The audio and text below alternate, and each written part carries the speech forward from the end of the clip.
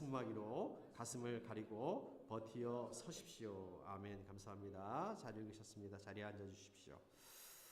예, 오늘 이제 새해의 첫 번째 주일입니다. 우리 또 특별히 오늘 손님들이 이렇게 계시니까 제가 떨립니다. 예, 긴장이 되고 떨립니다. 오늘 첫 번째 주일입니다. 신년 예배로 드리고 있습니다.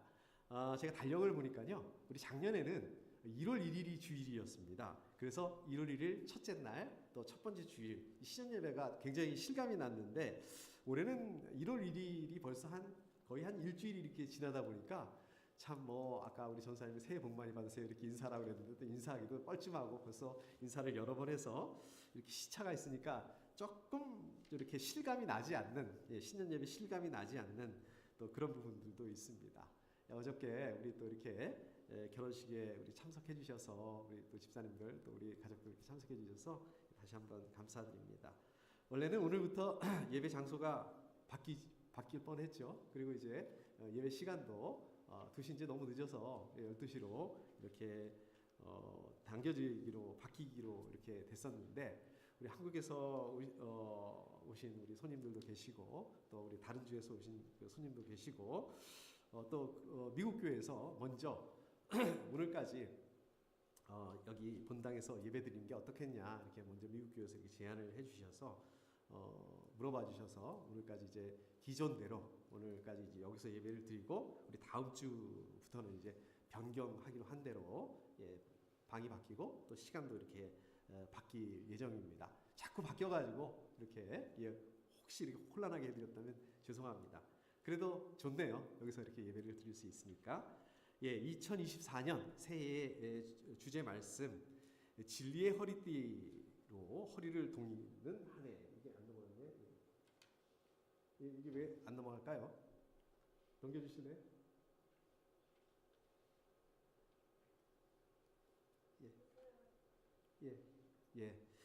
넘어가네요.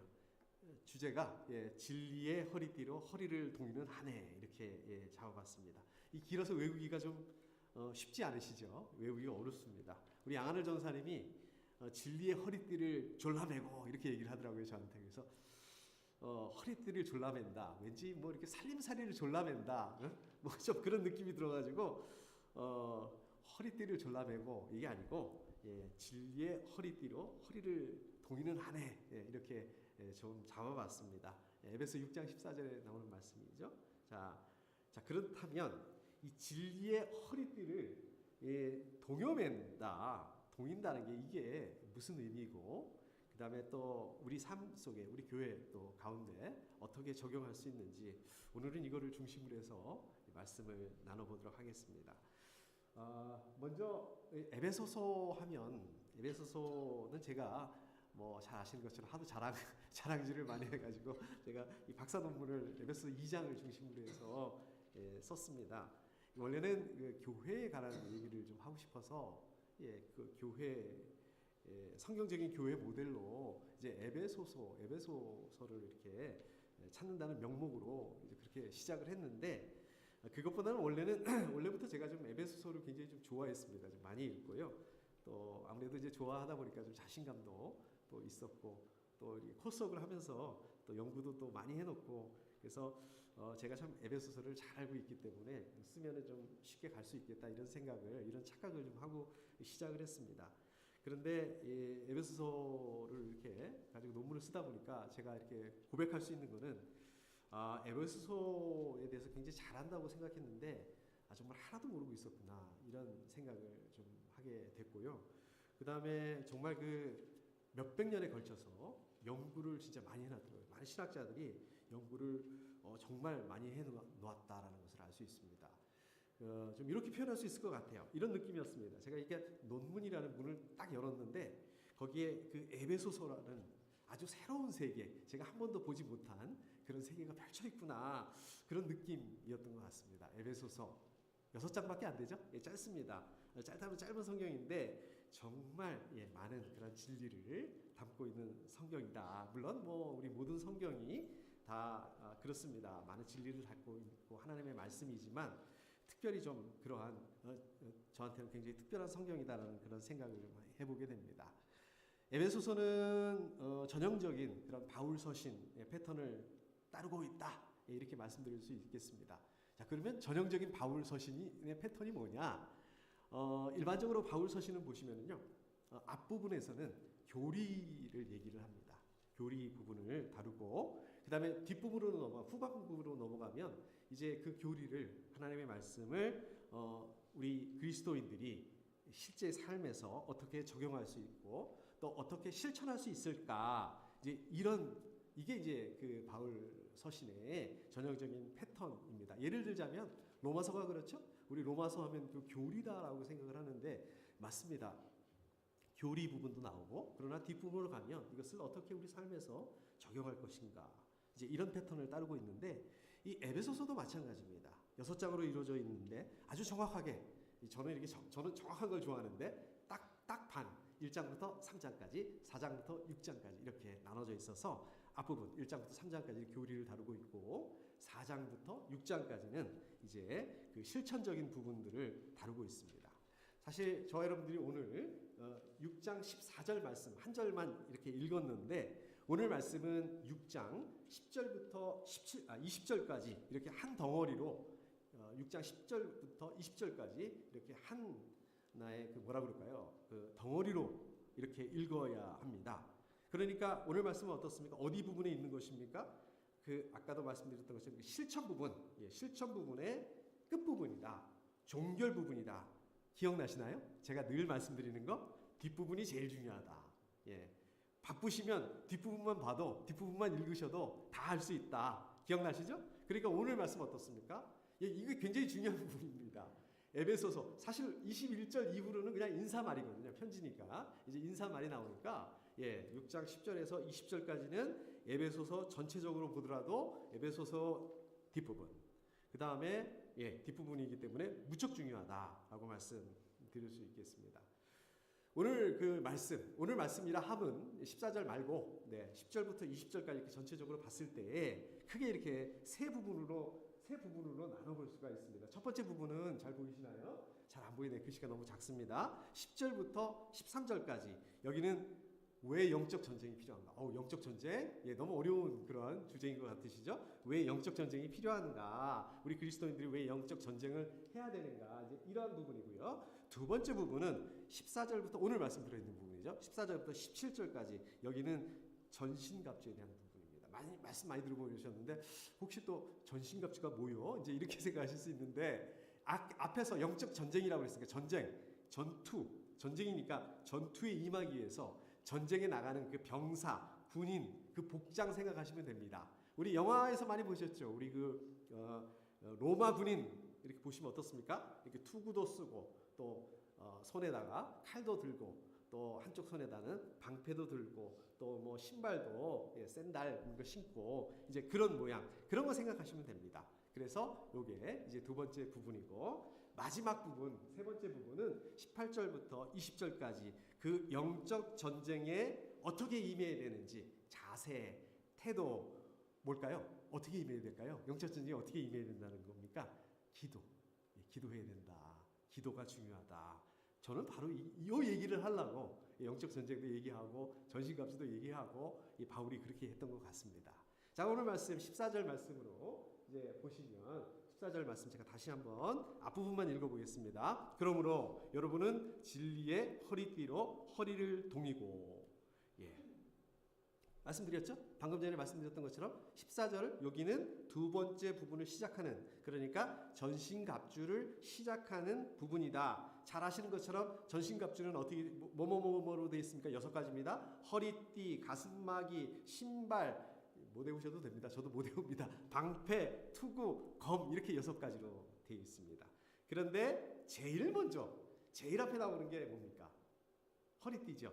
허리띠. 자, 그러면 왜 허리띠일까요? 그거 많은데, 우리 생각에는 이게 칼이 더 중요할 것 같고, 우리 생각에는 방패가 더 중요할 것 같은데, 왜 그러면 허리띠? 제일 중요하니까 제일 앞에 나오겠죠. 허리띠. 왜 전신갑주 중에서 허리띠가 제일 먼저 나오는 걸까요? 옷을 한번 생각해 보시면 한번 생각해 보십시오. 그때 로마 시대에 뭐 군인이 됐던 로마 사람들이 됐던 입었던 옷은 어떨까요? 우리 저처럼 이렇게 양복을 입고 있지는 않았을 것 같습니다. 않았겠죠, 않았죠. 우리 영화 같은 걸 보더라도 그렇고 우리 그런데 보면 어떻습니까? 좀 이렇게 그 가운처럼 예, 우리 성가대 가운 아니면 옛날에 아니면 박사 가운처럼 이렇게 치렁치렁한 그런 옷을 입었던 것을 알 수 있습니다. 군인은 또 좀 이렇게 복장이 좀 다른 것 같기는 해요. 여자의 그 치마 같은 옷을 입었던 것 같기도 하고 아무튼 전투에 임하기가 그런 옷을 입고서 전투에 임하기가 쉽지 않았을 것 같습니다. 아무리 힘이 좋고 아무리 좋은 무기를 가진 그 병사 군인이라 한다 하더라도 이게 헐렁하고 치렁치렁한 옷을 입고 힘을 쓸 수가 없죠. 힘 자체를 쓸 수가 없죠. 자, 그러니까 어떻습니까?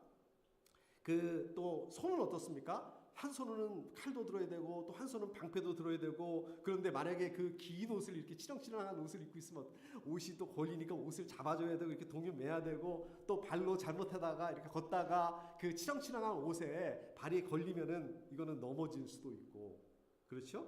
그러니까 이 허리띠는 어떤 역할을 합니까? 이렇게 그 옷 매무새를 바로 매는 예, 그러한 그 역할을 하고 또 아주 빠르게 또 민첩하게 행동할 수 있게 하게 하는 그런 역할을 합니다. 여러분 한번 생각해 보십시오.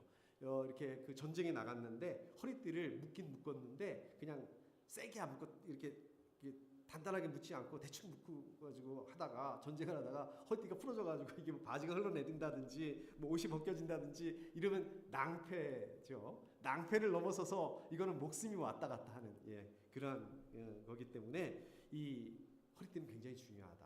자기 생명을 지키기 위해서라도 허리띠는 굉장히 중요하다. 여러분 출애굽기에 보시면 이스라엘 백성들이 출애굽, 그러니까 이집트를 탈출할 때 6월절에 성경이 어떻게 하라고 나오고 있습니까? 제일 먼저 허리띠를 띠고, 그렇죠? 예, 발에 신발을 신고, 그 다음에 또요, 뭐라 그랬죠? 손에 지팡이를 들고 서둘러서 먹어라라고 말씀하세요. 여기도 뭐 허리띠를 예, 띠고 하라는 그런 말씀이 나오죠. 또 오늘날 군대에서 그 전투 준비를 늘 하는 그 부대가 있습니다. 부대가 이렇게 이제 돌아가면서 5분 대기조라고 많이 들어보셨죠? 5분 대기조는 항상 예, 그 군복을 입고 잠을 잘 때도 예, 옷칼을 신고 그 다음에 그 허리띠 요대라고 제가 그랬던 것 같은데 거기는 이제 그 대검도 있고 총알도 있고 허리띠에는 그 다음에 뭐 수통도 있고 저희가 다닐 때 그 단독군장이라고 그러는데 이 단독군장을 항상 하고 예, 잠도 자고 예, 그렇습니다. 그것을 벗지 않습니다. 또 우리 역도 선수들을 보면 뭐가 보이세요? 뭐 이렇게 뭐 수영복 같은 걸 입었는데 좀 수영 선수하고 다른 점은 허리띠를 이렇게 예, 꽉 차고 나오죠. 왜 허리띠를 이렇게 할까요? 그렇습니다. 이게 허리에서 힘이 나오기 때문에 힘은 이 허리가 이 힘의 근원이기 때문에 그렇습니다. 자, 그렇기 때문에 허리를 뭘로 감싸요?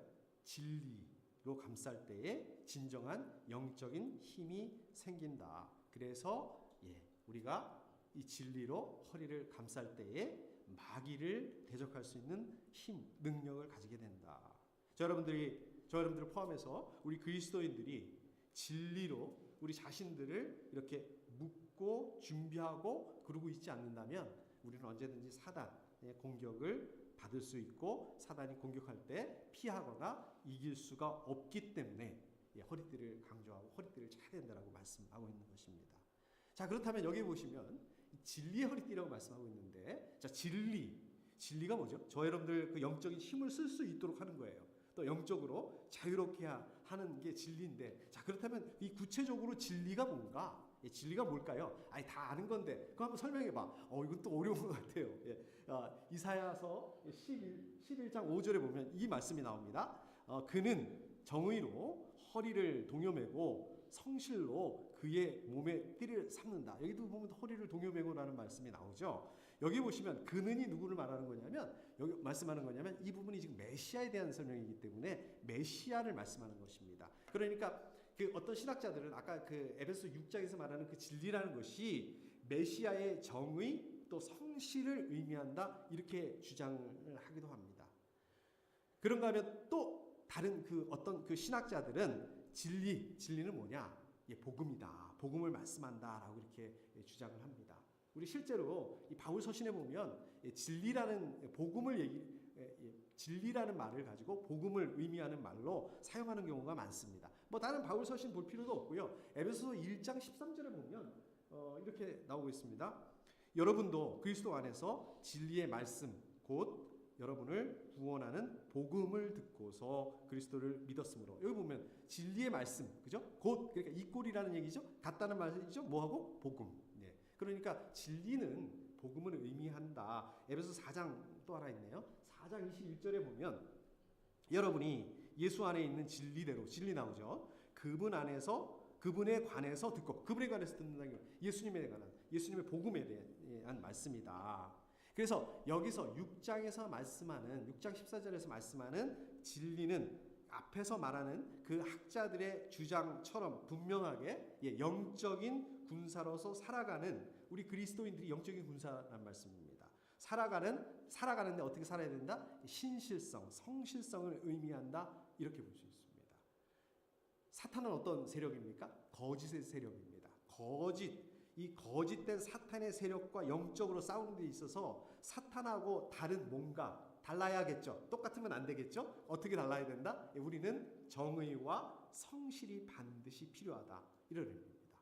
자, 우리 그런데 그 사탄은 거짓 그 자체이고 막강한 힘을 가지고 있습니다. 자, 그런 사탄과 영적 전쟁을 하기 위해서 우리 사람들은 어떻습니까? 우리 사람들이 가지고 있는 그 미덕이라고 할 수 있는 그러한 성실, 신실, 그것만 가지고는 우리가 영적 전쟁에서 이길 수 없다. 사탄을 이길 수 없다. 그러니까 여기서 말하는 진리는 하나님의 말씀인 성경 말씀을 말씀하고 있는 것이다. 저 여러분들이 단단하게 그 하나님의 말씀으로 묶일 때에 사탄의 세력이 아무리 대단하다 하더라도, 거짓 유혹을 한다 하더라도 흔들리지 않고 이길 수 있다. 이게 이제 두 번째 학자들이 주장하는 그 진리에 대한 견해입니다. 그러니까 이게 견해가, 진리에 대한 견해가 이렇게 두 가지로 볼 수 있죠. 두 개가 다 일리가 있는 것 같아요. 자, 그러면 여러분들은 어느 쪽이 맞는 것 같습니까? 여기서 말씀하는 진리가 이거는 우리가 성실하게 살아야 된다는 그런 의미다라는 그런 의미라고 볼 수 있을까요? 아니면 이것은 하나님의 말씀이다라고 이렇게 볼 수 있을까요? 어느 쪽이 맞다고 생각하십니까? 저도 이걸 준비하면서 어느 쪽이 더 맞지? 이제 이렇게 고민을 많이 했는데 이 문제 자체가 트리키한 질문과 같습니다. 그러니까 사실은 이거는 맞고 저거는 틀리고 저거는 맞고 이거는 틀리고 이렇게 대립 관계가 아니라 이걸 제로섬이라고 그러죠. 이런 제로섬, 그러니까 제로, 섬 다 더하니까 제로, 0이 되더라. 이제 그런 것이 아니라 제가 보기에는 이게 대립 관계가 아니라 이 두 가지 의견이 인과관계다라는 그런 생각이 듭니다. 그러니까 한쪽은 원인이고 한쪽은 결과가 되는 것입니다. 한쪽은 씨앗이 되는 것이고 한쪽은 열매가 되는 것이다. 자, 이게 무슨 말씀일까요? 자, 예를 들어서 이런 겁니다. 하나님을 믿지 않지만 좀 정의롭고 성실한 사람들도 있죠. 정직한 사람들도 많습니다. 자, 그런데 반대로 하나님을 믿기는 하는데 우리 삶 속에서 보면 성실하지 않아요. 정직하지 않는 사람들도 많습니다. 그래서 요즘에 우리 그리스도인들이 교회가 욕을 많이 먹는 거잖아요. 자, 그러니까 진리가 복음이다. 살아계신 하나님의 말씀이다. 성경 말씀이다. 자, 이 진리로 저 여러분들이 단단히 묶일 때에, 이 진리로 저 여러분들이 단단히 묶였다? 어떻게 할 수 있죠? 이거 어떻게 증명을 할 수 있죠? 그렇습니다. 이 진리로 저 여러분들이 단단히 묶였다면, 그게 맞다면, 그게 사실이다면 정의롭고 성실한 삶, 정직한 삶이라는 그런 열매로 나타나야 된다는 거죠. 그런 말도 있지 않습니까? 우리 콩 심은데 콩 나오고 팥 심은데 팥 난다. 저는 이게 진리인 것 같아요. 콩을 심었는데 어떻게 팥이 나올 수 있겠습니까? 하나님의 말씀의 진리, 저 여러분들이 하나님의 말씀의 진리라고 하는, 하나님의 말씀이라고 하는 그 진리, 그거로 돼 있다면, 무장하고 있다면, 무장하지 않는다면 이 거짓 교훈, 또 공격하는 그 마귀의 공격을 피하기가 어렵습니다. 마귀의 공격이라고 제가 얘기를 하니까 뭐가 떠오르시나요? 뭐 신천지? 이단? 이런 게 떠오르시나요? 맞습니다. 자, 그런데 마귀는 그런 모습으로만 다가오는 게 아닙니다. 차라리 그런 모습으로 오면 어떻습니까? 우리가 경계하고 긴장하고, 자, 그렇기 때문에 대처하기 쉬운 그런 부분들도 있습니다. 그런데 마귀는 그렇지 않은 모습으로 다가오는 경우가 더 많습니다. 기억나시나요? 우리 지난번에 우리 작년에 말씀 나눴던 요한계시록에 7교회 나오잖아요. 7교회 나오면은 어떤 교회는 예수님한테 칭찬도 받고 또 야단도 받고 또 어떤 교회는 칭찬만 받기도 하고 어떤 교회는 야단만 맞은 정말 칭찬 한마디 듣지 못했던 두 교회가 있었습니다. 어느 교회였나요? 기억나시나요? 사대교회, 그렇습니다. 라오디게아 교회. 저는 사실은 이렇게 말씀을 준비하기 전까지만 해도 이 두 교회가 큰 잘못을 한 줄 알았습니다. 뭐 예를 들어서 이단의 꼬임에 넘어가가지고 이단으로 빠지고 하나님을 배신하고 하나님을 떠났다든지 아니면 뭐 이 두 교회가 우상 숭배를 크게 했다든지 그래서 하나님을 배신하고 하나님을 떠났든지 저는 그럴 줄 알았어요. 근데 막상 읽어보니까 어떻습니까? 그런 거 전혀 없습니다. 이 두 교회 보면 그냥 많이 모였어요. 예배도 잘 드렸던 것 같습니다. 그 교회 안에 좋은 프로그램들도 있었던 것 같아요. 겉보기에는 어떻습니까? 아무 문제 없습니다. 그냥 제가 보기에는 정상이에요. 아무 문제 없어요. 오히려 문제가 없는 게 더 문제였던 것 같습니다. 부족한 것도 없어요. 잘 살았어요. 굉장히 부자였어요. 그럼 우리 로망이잖아요. 우리 기도 제목이지 않습니까? 자, 그런데 그러다 보니까 어떻게 됐다는 거예요? 그러다 보니까 뜨겁지도 않고 차지도 않고 술에 물 탄 듯 물에 술 탄 듯 좋은 거 그러다 보니까 어떻습니까? 하나님의 믿음도 어떻습니까? 딱 요만큼 딱 거기까지만 형식적으로 종교적인 행위에 머물고 말았다. 하나님의 말씀이라는 씨앗은 있었는데 어떻다요? 삶이라는 열매가 없었다. 그것 때문에 야단 맞은 거예요. 마귀는 저 여러분들이 전혀 긴장하지 않고 전혀 저희가 무장해야 된다는 그 사실조차 생각할 수 없는 그러한 영역에서 저 여러분들이 전혀 무방비 상태로 있을 때 그때를 노려서 영적인 공격을 해온다는 것입니다. 하기는 해요. 안 하는 거 아니에요. 분명히 합니다. 안 하는 건 아닌데 적당히 뜨겁지도 않고 차갑지도 않고 좋은 게 좋은 거지 형식적이고 종교적인 행위에 머물게 한다. 이 마귀의 전략이라는 것입니다. 이게 사단의 전략이라는 것입니다. 자, 그렇기 때문에 저희가 복음의 진리로 무장하지 않으면 그러한 거짓 교훈을 가지고 공격해오는 이 마귀의 공격을 피할 수 없다는 말씀입니다. 다시 말씀드리자면 여러분들의 복음의 진리가 정의, 성실한 그런 삶, 그러한 삶의 열매로 나타나지 않는다면 우리 눈에 보이지 않죠? 보이지 않지만 이러한 영적인 이 마귀의 사탄의 공격을 받을 수밖에 없다는 말씀입니다. 우리 지난 한 해에 우리 생명생교회 말씀과 기도에 굉장히 집중을 했습니다. 작년 한 해 동안에 우리 집사님들 참 녹록하지 않은 그런 상황 가운데 바쁘신데 참 힘드신데 성경 열심히 읽으시고 정말 그 수준이 엄청나게 높아지셨습니다. 정말 제가 이게 빈말이 아닙니다. 우리 집사님들 그 성경 실력이 웬만한 목사님들보다 훨씬 더 높으신 것 같아요. 우리 집사님들 제가 너무 자랑스럽습니다. 우리 손님들도 계신데 제가 너무 자화자찬하고 있는 것 같은데 아무튼 그 작년에 정말 대단한 한 해였던 것 같습니다. 그리고 제가 작년 초에 올해 초가 아니라 작년 초에 좀 이런 기도 제목이 있었어요. 우리 집사님들하고 기도 모임도 좀 할 수 있었으면 좋겠다. 그런데 이게 참 상황이 녹록치가 않더라고요. 왜냐하면 다 이렇게 바쁘시니까 또 이렇게 시간이 맞지 않으니까. 그래서 이거 어떻게 하면 우리 좀 기도 모임을 할 수 있을까 이렇게 제가 좀 고민을 하고 있었는데 우리 또 전사님께서 아이디어를 내서 한 달에 한 번 마지막 주일 이렇게 특별 기도 예배로 드리자. 그래서 예배를 드리게 됐습니다. 물론 뭐 11월, 12월 두 번밖에 못 드린 것 같은데 좀 어설픈 그런 부분들도 좀 있는데 좀 많이 좋아지고 있는 것 같습니다. 기도 모임을 해도 되고 집에서 기도하셔도 좋고 기도하셔야 되는데 중요한 거는 뭡니까? 내 뜻이 아니라 하나님의 뜻이 무엇인지 우리가 듣고 기다리고 하나님의 뜻이 이루어질 수 있도록 기도하는 거. 이거는 정말 중요합니다. 제가 작년 말에요. 그 올해 사역을 위해서 이렇게 기도하고 이렇게 생각을 하고 있었습니다. 그래서 올해 목표를 이렇게 좀 잡으면서 올해는 어떻게 해야 되나, 올해 목표를 이렇게 잡으면서 올해 목표는 좀 작년하고 달라야 되지 않는가, 좀 새로워야 되지 않을까, 이제 이러면서 기도하고 있었는데, 그렇게 하면서 준비하고 있었는데, 계획하고 있었는데, 하나님 그런 마음을 주시더라고요. 작년하고 다를 필요가 없다라는 그런 생각을 주시더라고요. 그냥 거기다가 얹지 뭐, 하나 이렇게 더 하지 뭐. 그래서 우리 작년의 말씀과 기도, 그리고 거기 위에다가 교제와 선교에 대한 그런 말씀을, 그런 생각을 갖게 하셨습니다. 교제는 뭐 지금도 굉장히 잘하고 계시니까 어렵지 않겠다는 그런 생각이 들더라고요. 마음이 들더라고요. 자, 그런데 선교, 우리 집사님들 지금 하시는 비즈니스 일 뭐 이거 다 그만두고 그냥 오지로 가셔라, 선교사로 가셔라 이런 건가요? 당연히 아니죠. 아닙니다. 그러시면 안 됩니다. 자, 그러면 우리 교회도 우리 다른 교회들처럼, 우리 인근에 있는 교회들처럼 중남미나 뭐 아프리카나 뭐 이런 데로 전도 여행도 갔다 와야 되고 막 이러는 건가? 이렇게 해야 되는 건가? 이렇게 준비해야 되는 건가? 어렵습니다. 사실 그러면 좋겠는데 우리 집사님들 그 상황 가운데서 이게 쉽지 않습니다. 그러면 선교를 어떻게 하라는 거야? 이런 생각이 들더라고요. 어떻게 해야지? 그래서 사실 저도 잘 모르겠어요.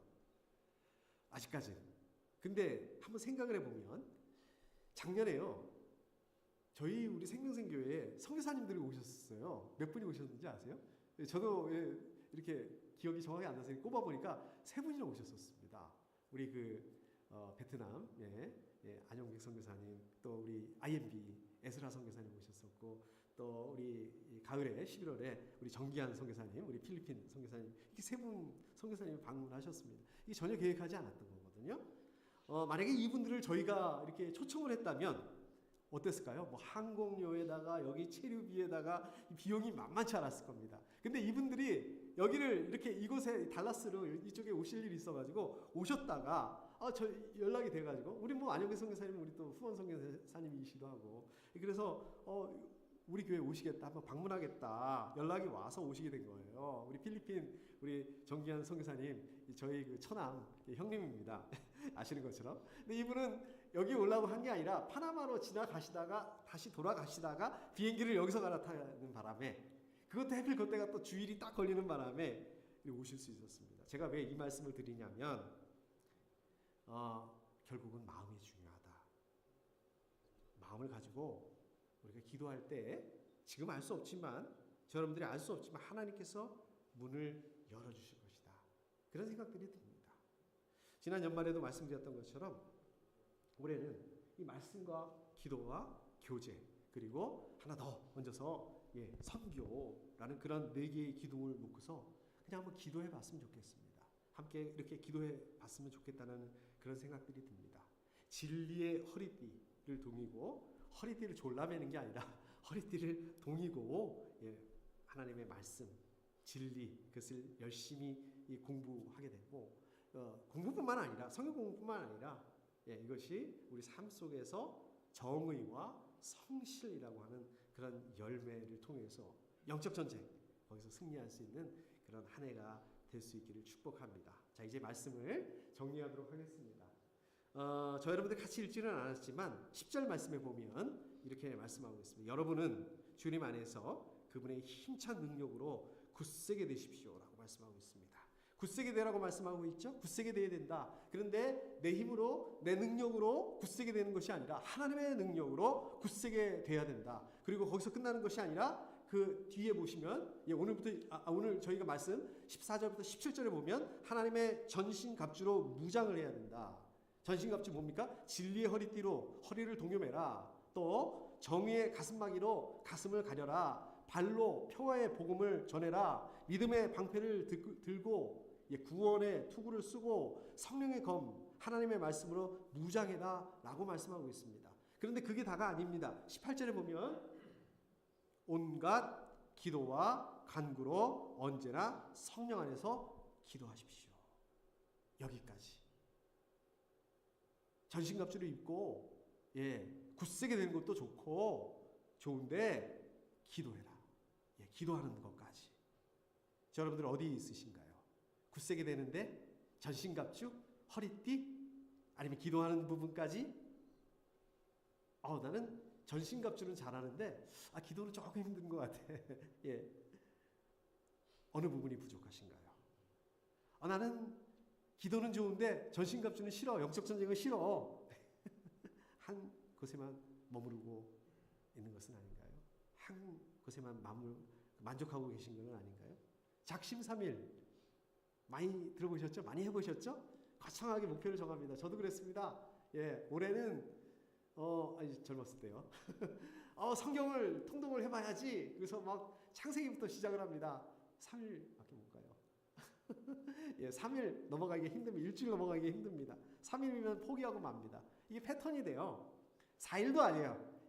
3일. 이 정도 일주일 정도 지났어 벌써 다 포기하고 말았습니다.